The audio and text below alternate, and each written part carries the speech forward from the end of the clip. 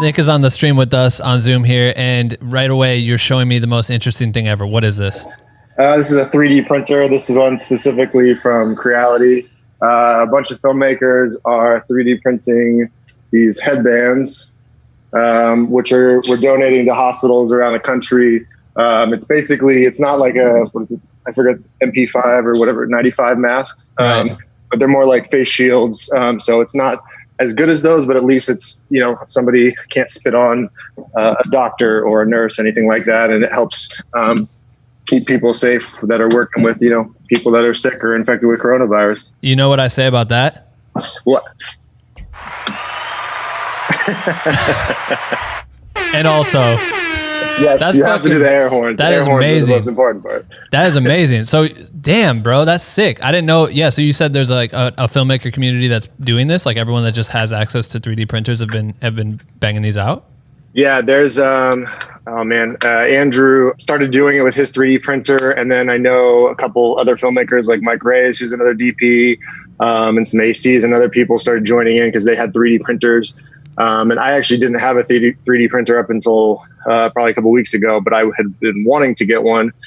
So I took it as an opportunity. So I think, let me see, there's a website called, I think it's 3dagentsofshield.com. That's like what they created. Yeah. And they're super efficient. Andrew, basically everything gets shipped to Andrew's house. They box it up and they ship it out all over the world or all over the country and stuff. And I think they just hit 10,000. Let's see, there's 13,000 ordered right now.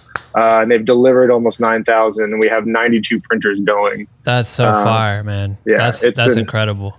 This is with the plastic part, so yeah, it protects a little bit, but not completely, but just enough to, right.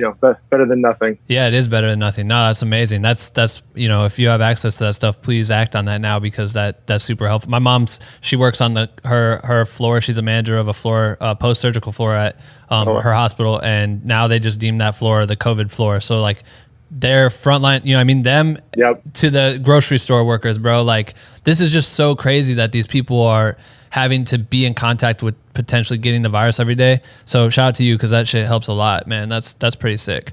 Yeah, definitely. That's a great way to start the podcast. Well, I have some friends that are doctors in New York too that I went to high school with, and they're just like, obviously there's mixed feelings about certain things, and other places in the country aren't getting hit as hard.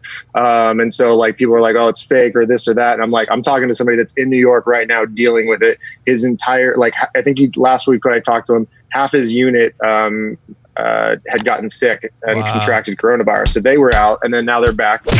So they're getting tested for antibodies and stuff, but it's pretty crazy. And, just trying to do whatever we can to help, because it's not easy.